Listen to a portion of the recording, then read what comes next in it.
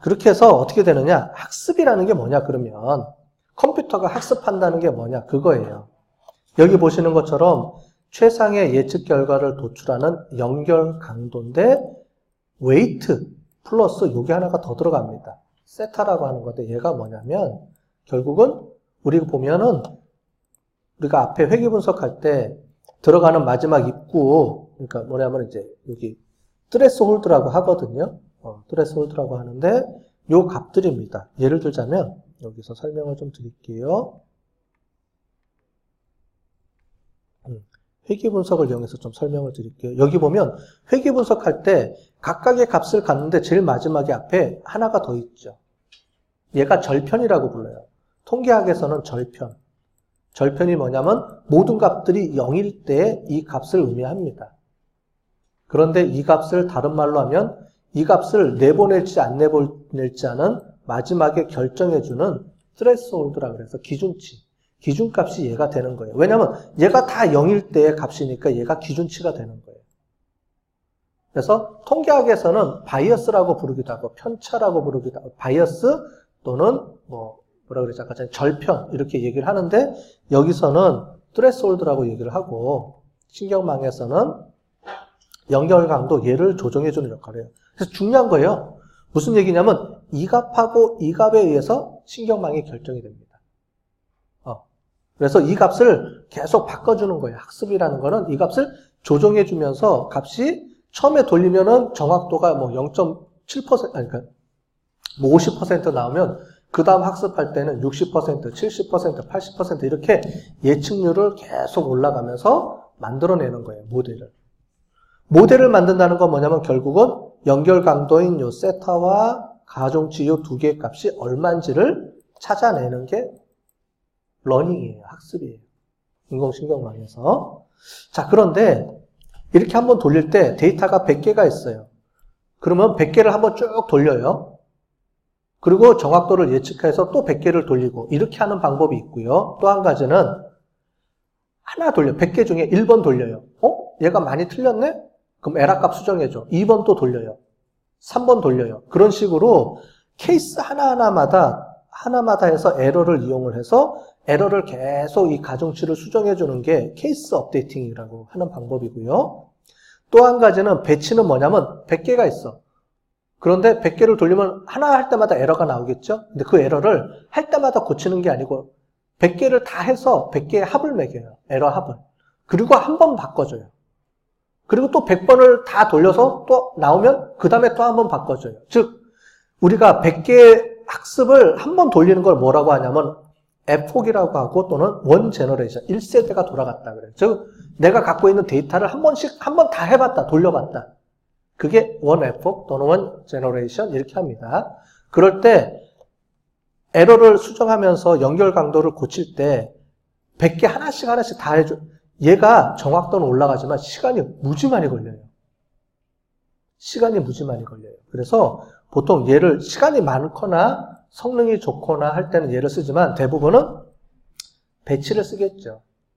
시간이 너무 많이 딜레이가 되니까. 그래서 배치 업데이팅을 써서 원 에포크마다 에러율을 취합을 해서 한 번만 바꿔주는 거예요. 원 에포크의 원 수정, 원 에포크 원 수정 이렇게 계속 바꿔주는 방법을 쓰는 겁니다. 자, 오케이? 되셨죠? 결국은 뭐냐면 여기가 우리가 모르는 미지수의 값들이 있어요. 얘가 세타고요. 얘가 가중치입니다. 얘가 고정값이에요. 어떤 값이 들어오면 얘를 고정시켜주는 거예요. 그 다음에 얘가 계속 그 가중치의 값을 주는 겁니다. 들어오는 입력값을. 그래서 얘를 어떻게 바꿔주는 거냐? 이렇게 한번 바꿔주고요. 여기서 에러가 나면 다시 피드백을 해요. 피드백해서 수정해줘서 값을 수정한 다음에 또 한 번 또 돌려줘요. 이런 식으로 계속 반복하면서 몇 에포크 만에 우리가 최종 결과가 나오느냐 이걸 이제 찾아내는 거죠. 그러면 에폭이 빠르면 수십 번 될 수도 있고요. 길면은 몇천 번까지도 돌아가면서 계속 돌아갈 수가 있겠죠. 그걸 맞춰내는 겁니다. 자, 이런 학습을 하는 데 있어서 중요한 개념이 뭐냐면 백프로포게이션이라는 내용입니다. 자, 인공신경망은 크게 그래서 아까 전에 학습률 이런 게 있는데 역전파 알고리즘이라는 개념이 중요해요. 뭐냐면 여기서 에러가 나왔어요. 1이든 2든 얘가 맞았죠? 얘든 우리는 0 아니면 1을 맞춰야 되는 건데 값이 0.481 또는 0.506이 나왔어요. 그럼 얘가 맞겠죠? 우리가 커트라인을 0.5로 두면 자, 얘가 맞으면 얘는 1일 거예요. 근데 2하고 얘하고 값이 얼마나가 차이가 났어요? 0.4만큼 차이가 많이 났죠? 그럼 그 값을 이용을 해서 얘를 바꿔줘야 돼요. 뭐를 바꿔주냐? 가중치하고 요 값을 바꿔주는 거예요. 바꿔주고 다시 돌려요. 그러면 얘가 올라가요. 이제 그러니까 에러율이 떨어지죠. 그렇게 계속 바꿔주는 거를 학습한다고 합니다. 그래서 연결 강도를 이렇게 찾아주는데 중요한 게 비용 함수라는 거예요. 이게 뭐냐면 여러분들이 아셨던 거예요. 편차. 실제 값하고 얘가 예측값입니다. 얘가 예측값인데 얘가 실제 값. 아까 전에 1인데 0.50 뭐만큼 맞췄잖아요. 그러면 어떻게 돼요? 이만큼 빼주니까 0.4만큼 못 맞춘 거잖아요. 얘가 뭐냐면 에러인데 여기서 우리 신경망에서는 에러라고 안 하고 비용이라고 불러요. 비용. 왜냐면 그만큼 비용이 들어간 거다. 그래서 에러가 발생했다. 이 말입니다. 그러면 이 말을 비용 함수를 결국은 뭐냐면 최소화하는 값을 찾아내는 건데 그 값이 뭐냐? 이 값이죠. 이 비용 함수를 최소화하는 요 세타와 W를 찾아내자. 이게 역전파 알고리즘을 통해서 학습이 이루어지는 거예요. 그게 신경망의 개념입니다. 자, 그런데 왜 sum of squared예요? 당연히 마이너스가 나오니까 항상 제곱해준다고 배웠죠. 우리 통계학 때. 그죠? 그래서 그 개념을 이용해서 해주는데 이렇게 내려가는 거예요. 처음에는 이만큼 맞췄어요. 근데 그 다음에 조정해서 요만큼 내려가죠. 에러가. 또 요렇게 내려가고요. 해서 제일 최저값은 어디냐면 여기예요. 여기가 제일 최저값이에요. 됐죠? 요 최저값을 계속해서 우리가 돌리면서 계속 찾아내요. 근데 일정 수준을 넘어가면 다시 올라가요. 에러가. 그랬을 때 요 최저값을 찾아내자. 요겁니다. 그거를 뭐라고 부르냐면 경사하강법이라 그래요. 뭐냐면 값을 계속 내려보내는 거예요. 밑으로. 뭐가 0이 될 때까지. 무슨 말이냐? 이 0이 뭐냐면 미분이라는 값을 이용해서 요 값을 미분하는 거예요. 이제 요게 좀 어려운 얘기, 이제 수학적 공식이 나오는데 이거는 넘어가도록 하겠습니다. 그런데 문제가 생기는 게 이런 경우가 있어요. 막 내려가다가 올라가요. 이제 끝났네. 스톱. 그런데 자세하게 봤더니 한 번 올라갔다 다시 또 떨어져요. 우리는 여기를 알고 싶은 건데 여기서 중간에 스톱이 돼버려요. 이런 문제가 발생할 수가 있겠죠. 그래서 이런 문제를 해결하기 위해서 이제 인공신경망에서는 모멘텀이라는 걸 둡니다. 이 값을 0에서 2 사이의 값을 주는데 이 값을 많이 주느냐 적어주느냐에 따라서 뭐냐면 얘가 올라가더라도 스톱! 하는 게 아니고 야, 더 가봐. 좀만 더 가봐. 떨어질 때까지. 해서 올라가다 해서 뚝 떨어지면 이제 다시 떨어지네? 다시 가자. 그리고 내려가는 경우가 있는데 올라갈 때 어느 정도까지 올라가는 걸 허용해 줄 거냐. 이게 모멘텀입니다. 그래서 이런 값들을 조정해 주면 프로그램이 알아서 모멘텀에 의해서 올라갈 때 조금만 더 올려주는 거예요. 떨어질 수도 있으니까. 아무도 모르잖아요. 아무도 안 해봤으니까. 그래서 떨어질지 안 떨어질지를 결정할 때 필요한 게 모멘텀이라는 걸 이용을 해서 어느 정도 좀 더 가게 해주는 거예요. 그 값이 지정해 주는 겁니다. 어떤 의미인지 아셨죠? 그 개념에 대해서.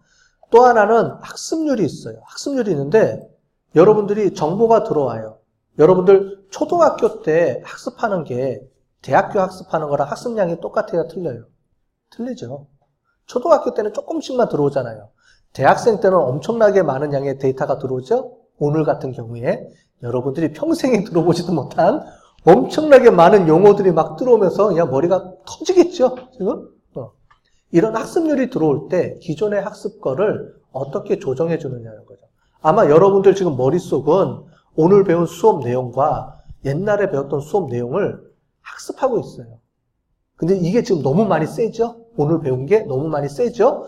그랬을 때 그 값을 조정하는 게 사람들마다 틀리겠다는 거죠. 어떤 사람은 야 오늘 포기야 자자 이러는 사람이 있을 거고 어떤 사람은 더 열심히 해야지 하는 사람이 있겠죠. 그런 것처럼 학습률이라는 거는 새로운 정보를 얼마나 반영할지를 조절하는 거예요. 그래서 얘는 0에서 1 사이의 값을 가지고 조정을 해줍니다. 그러면 많이 들어오는데 내가 머리가 부하가 생겨. 컴퓨터도 부하가 생길 수가 있겠죠? 한꺼번에 많은 양을 바꿔버리면 부하가 생겨서 뻗어버릴 수가 있어요. 그래서 그런 거를 방지하기 위해서 적당하게 조정을 해줍니다. 양을. 그래서 어느 정도 조정해 줄 것인지를 우리가 하는데 이런 게 있어요. 만약에 이렇게 계속 내려오다가 이렇게 가게 되면 어떻게 돼요? 문제가 생기겠죠. 계속 내려가야 되는데 학습률이 높아요. 그럼 이렇게 가요. 나는 이렇게 가기를 원해요. 그러면 학습률이 조금 주면은 조금 가서 계속 이렇게 가겠죠? 그런데 너무 조금 주면 어떻게 돼요? 조금 가는 거예요. 나는 크게 가도 되는데 조금 가다 보면 시간이 너무 걸리겠죠. 그래서 이게 고민이 많아요. 이런 분석 방법을 돌릴 때는 러닝 레이트를 조금 주면 너무 늦고요. 그러니까 정확도가 올라가는 데까지 시간이 너무 걸리고 너무 많이 주면은 빨리빨리 변해서 얘가 갑자기 올라가. 마이너스가 돼야 되는데 갑자기 플러스가 돼버려. 튕겨나가 막. 그렇기 때문에 이 값들을 조정해주는 이 러닝 레이트라는 게 중요합니다. 얘를 어떻게 해주느냐? 방법이 없어요. 그래서 하는 사람들이 조금씩 조정해주면서 이제 해줄 수밖에 없어요. 기준이 있습니다. 사람들이 할 때마다 0.01부터 시작해서 조금씩 늘려주자 뭐 이런 내용은 있어요. 뒤에 보면 그런 내용들이 좀 나옵니다. 어쨌든 이런 걸 이용해서 학습률에 의해서 결정이 되는 거예요. 이 학습률이 뭐에 결정이 되냐면 웨이트 값을 조정해 줍니다. 근데 웨이트 값을 너무 많이 조정해 주면 내려가다가 반대로 튕겨 나가 버려요. 이게 그거예요. 내려가다가 반대로 튕겨 나가 버리면 문제가 생기겠죠? 또는 거꾸로 올라가요. 반대로. 러닝 레이트가 너무 세게 올라가면. 그래서 이런 것들을 조정해 주는 게 학습할 때 이 두 가지가 고려를 해가면서 조정을 해줘야 되는데 누가 해주느냐? 우리가 해야 돼. 내가 이런 것들을 조정해 주면서 최적화된 모델을 만들고 나가는데 너무 복잡하죠? 그래서 여러분들이 뒤에 보시면 다음 주에 실습하면 알겠지만 해주면 디폴트 값이라는 게 있습니다. 디폴트 값. 고민하지 않으셔도 돼요. 처음 배울 때는 디폴트 값이라는 걸 이용해서 하면 되고요. 이런 개념은 뭐냐면 나중에 여러분들이 진짜 전문가가 되고 싶으면 이런 개념들을 이용해서 하는 거예요. 그러니까 이런 걸 배우려고 그러면 이론을 좀 더 알아야 되잖아요. 그죠? 그러니까 이런 게 어려운 거죠. 나중에 이제 딥러닝 가면 이런 것들에 따라서 성능이 조절돼야 되기 때문에 모멘텀, 학습률 이런 개념을 알고 접근해야 되기 때문에 딥러닝 쪽으로 가면 어려워요. 그러면 이제 그런 것도 이제 공대가 주로 많이 하죠. 공대들이.